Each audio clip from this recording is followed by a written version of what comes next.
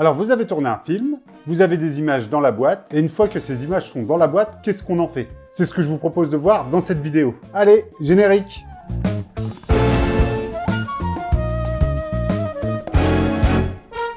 Donc dans cette vidéo, je vous propose de voir toutes les étapes de la post-production. Alors déjà, la post-production, qu'est-ce que c'est? En fait, c'est très simple, c'est tout ce qui vient après le tournage d'un film. Ce sont les différents traitements qu'on va faire à l'image après le tournage. Et donc cette post-production, elle se compose de plusieurs étapes que je vous propose de voir ensemble. La synchro. Donc pour commencer, vous avez tourné votre petit film, vous êtes bien, vous avez vos images. Mais sur un tournage classique de fiction par exemple, il faut savoir que le son et l'image sont pris à part. Donc la première étape, une fois qu'on a récupéré les images, c'est ce qu'on appelle la synchronisation. La synchronisation, c'est prendre le son qui a été pris à part, l'image qui a été tournée à part, et rassembler tout ça pour ne faire qu'un seul média. Vous connaissez tous cet accessoire qui est un clap de cinéma. Comme son nom l'indique, il clappe. Et bien ce petit son là, que je viens de faire avec ma main, c'est ce petit son justement qui va aider à synchroniser l'image et le son. C'est exactement à ce moment-là où le clap est fermé que l'on cale l'image et le son ensemble au montage. Donc maintenant vous comprenez l'utilité d'un clap sur un tournage. C'est pas juste pour faire joli et dire action. Ça c'est dans le making-of quoi. Les proxys. Alors parfois, avant la synchronisation, il existe une petite étape, l'étape des proxys. Les proxys, c'est quoi? Eh bien, quand on fait un film pour le cinéma, généralement, on tourne dans des grandes résolutions. Du 4K, du 6K, du 8K, voire même du 12K pour certains effets spéciaux. Et tout ça, ça engendre des fichiers très lourds. Donc imaginez quand vous faites un long métrage, vous avez des mois et des mois de rush. Pour la petite définition, les rushs, c'est juste les images que vous avez tournées, en fait. Donc imaginez des mois et des mois de tournage, vous avez une quantité monstre de fichiers. Et ces fichiers sont très lourds. Donc c'est pas dit que l'ordinateur sur lequel vous allez monter tout ça suive. Donc dans ce cas-là, on fait ce qu'on appelle des proxys. On va rendre tous les fichiers images à des résolutions moindres, ce qui va les rendre plus légers et donc plus faciles à travailler au montage. Alors c'est vraiment une toute petite parenthèse les proxys parce qu'on fait pas ça tout le temps. On le fait vraiment dans les cas où on sait que pour la post-production ça va être tellement lourd que les machines ne pourront pas suivre et donc qu'il faut des fichiers plus légers. Le montage.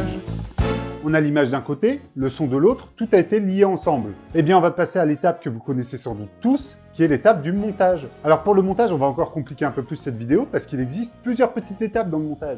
Et la première de celles-ci, c'est ce qu'on appelle le dérochage. Il faut savoir que sur le tournage, on a ce qu'on appelle un ou une script. Cette personne tient un cahier sur le tournage sur lequel elle va noter tout ce qui se passe. Les faux raccords, les bonnes prises. Est-ce que les comédiens ont été bons ou mauvais à telle prise? Est-ce qu'il y a eu un problème technique? Est-ce que le costume était à sa place? Les décors à leur place? Bref, elle ou il va avoir l'œil partout et va tout noter. Eh bien, ce cahier, c'est le monteur qui le récupère, ou son assistant.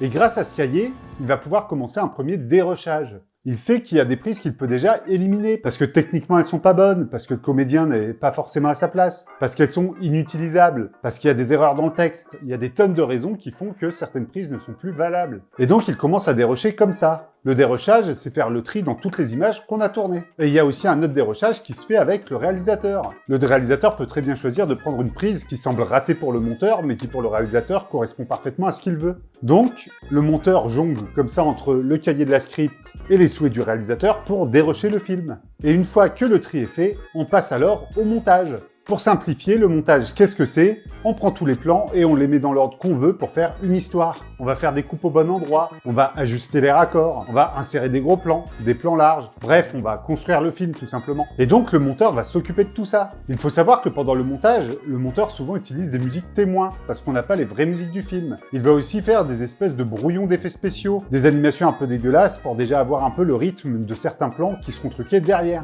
Il va aussi mettre quelques bruitages témoins pour donner une intention de son au montage. Parce qu'en fait, c'est pas le monteur qui s'occupe du son du film. Lui, il s'occupe principalement du rythme et de l'image. Alors bien sûr, il a les dialogues pour travailler, il peut s'aider de musique et de bruitage témoin pour lui filer un coup de main, mais son travail à lui, c'est pas de bosser sur le son du film, c'est avant tout sur le rythme de celui-ci au niveau de l'image.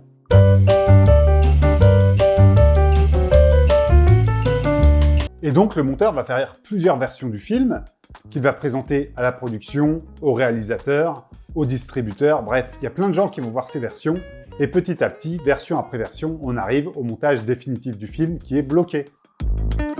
Les effets spéciaux. Pour rester sur l'image, une fois que le montage du film est bloqué, tout ce qui est effets spéciaux, les fonds verts, les incrustations, la 3D, le compositing, tout ça, ça part dans les boîtes d'effets spéciaux prévues à cet effet. Et comme le montage est déjà effectué, les boîtes savent quels plans elles doivent truquer, quelle durée ces plans font et qu'est-ce qu'elles ont à faire dessus. Elles ont un cahier des charges très précis. Comme ça, si plusieurs boîtes travaillent ensemble, eh bien elles ont un tronc commun et elles vont tous dans la même direction. Parce que ouais, au final, toutes ces boîtes-là, elles bossent sur le même film. Alors vous allez voir, dans cette vidéo, on va segmenter un peu tout ça. Chaque poste, chaque étape va être bien segmentée pour que ce soit à peu près clair pour vous. Il faut savoir que dans la pratique, ces étapes se mélangent un peu. Des fois, on fait un peu de son en même temps que l'image, on fait des effets spéciaux en même temps que le montage. Tout ça, c'est un peu plus lié que ce que je vous raconte là en vidéo. Mais pour la vidéo, c'était bien plus simple de segmenter le tout. Ne m'en veuillez pas trop alors. Arrête cette alarme! Donc, une fois que les effets spéciaux sont finis, ils sont renvoyés au montage. Et on les inclut dans le montage qui avait les effets spéciaux un peu brouillons dont je vous parlais tout à l'heure, qu'on appelle aussi animatiques. Donc on remplace ces animatiques par les effets spéciaux définitifs. Et on a donc notre film quasiment terminé à l'image. C'est là aussi qu'on va ajouter tout ce qui est générique de fin par exemple. Même si en vrai ça arrive un peu plus tard parce qu'il faut bien ajouter les gens qui vont bosser plus tard sur le film dans le générique. Mais là, dans notre vidéo, on va dire qu'on le met ici. L'étalonnage! Donc une fois que le film est comme ça, quasiment fini à l'image, on l'envoie à l'étape dite de l'étalonnage. L'étalonnage, c'est quoi? C'est corriger les couleurs du film et lui donner son look définitif. Parce que sur un tournage, on tourne ce qu'on appelle en RAW ou en log. Pour faire simple, ce sont des formats de fichiers qui vont conserver le maximum d'informations sur l'image et qui seront généralement le plus neutre possible et qui nous permettra donc d'avoir la plus grande latitude colorimétrique en post-prod. En gros, pour vous donner un exemple, même pour YouTube ici, je tourne en log. Ça donne à peu près ça. Et une fois la coloration colorimétrique appliquée, ça donne ça. Donc vous voyez la différence? Et bien sur de la fiction, c'est à peu près ça, et ça marche pareil. Donc le monteur envoie un certain type de fichier à l'étalonneur. Il envoie ce qu'on appelle une XML. D'ailleurs, j'ai jamais su si on disait une ou un XML. Un XML, c'est un fichier qui pèse pas très lourd, qu'on peut sortir du logiciel de montage, et qui va être ingurgité dans le logiciel d'étalonnage. Et en fait, ce fichier, il contient que des données de montage. Il contient pas le montage en lui-même. Mais en liant les images qu'on a tournées à ce fameux fichier XML, le logiciel d'étalonnage va réussir à reconstituer le montage. Donc l'étalonneur se retrouve avec le montage devant lui et il va pouvoir étalonner le film comme il a été conçu. Ça va, je vous perds pas trop niveau technique? J'avais déjà fait une vidéo sur comment faire un film où on parlait un peu des étapes de post-production, mais je trouvais intéressant de vous faire une vidéo pour rentrer vraiment au cœur du sujet et approfondir un peu tout ça. D'ailleurs, je vous mets une fiche sur cette précédente vidéo. Donc l'étalonneur a récupéré l'intégralité du film. Il peut maintenant travailler sur celui-ci plan par plan pour corriger la couleur et donner le look définitif du film. Il existe différents logiciels d'étalonnage, mais il faut savoir que le plus utilisé s'intitule DaVinci Resolve. Pour le montage, il faut savoir qu'il y a 4 logiciels qui se battent un peu sur le marché, qui sont Premiere Pro, Final Cut, Avid et DaVinci Resolve. Il va y avoir un peu de puzzle, Jonathan. Remettre le début à la fin au début. On va s'en sortir, on va s'en sortir. Le film est donc 100% terminé à l'image. Mais alors, et le son dans tout ça? Parce que c'est bien beau, je vous ai dit tout à l'heure que le monteur ne travaillait pas sur le son du film. Donc, qu'est-ce qu'on en fout du son? Eh ben, c'est ce qu'on va voir maintenant. Le montage son!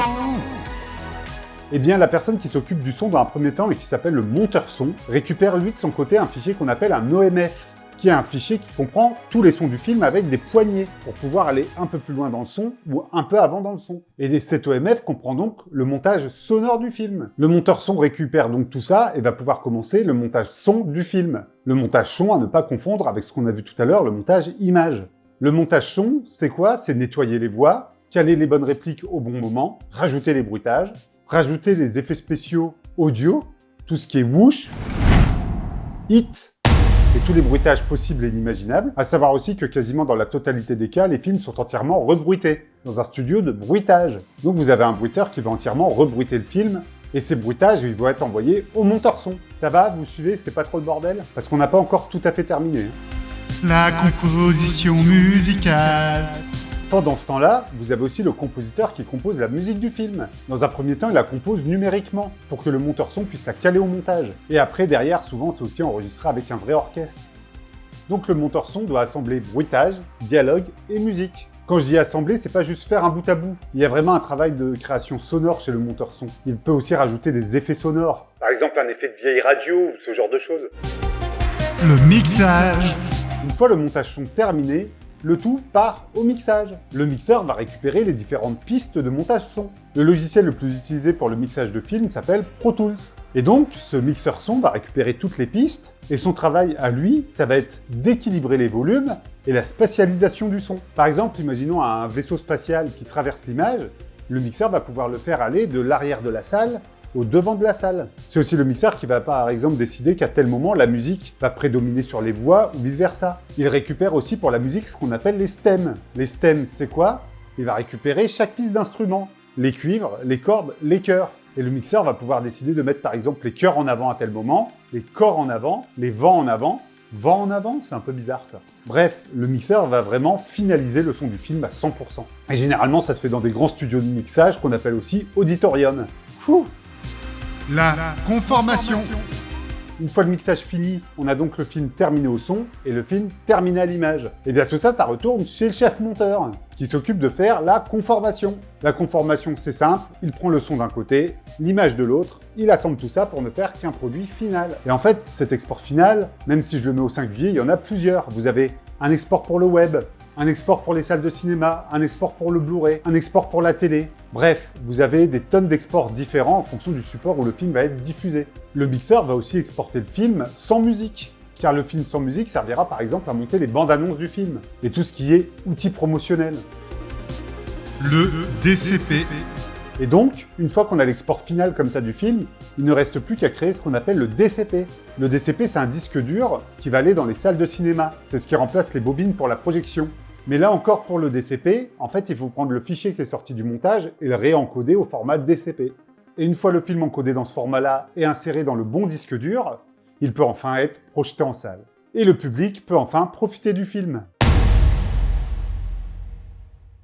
Donc vous voyez, la post-production, c'est très complexe. C'est beaucoup d'étapes comme ça. Et encore, il y a pas mal de choses que j'ai juste survolées. Je suis pas rentré à fond dans les détails parce que je pense que la vidéo est déjà un peu compliquée, mais alors je voulais pas la rendre indigeste. Et je voulais pas non plus faire une vidéo d'1h30 sur la post-production, mais j'espère que ça a un peu éclairé votre lanterne et que vous comprenez mieux maintenant comment on post-produit un film. J'espère que cette petite vidéo vous a plu. N'hésitez pas à vous abonner, à mettre la cloche et un petit pouce bleu, ça fera toujours plaisir. Et en plus, vous êtes 66% à regarder les vidéos sans être abonné. C'est un peu dommage. Si vous ne voulez pas rater les prochaines vidéos, n'hésitez pas à vous abonner surtout. Et moi, je vous donne rendez-vous la semaine prochaine pour une nouvelle vidéo. Et d'ici là, allez bien vous faire en filmer. Allez, ciao!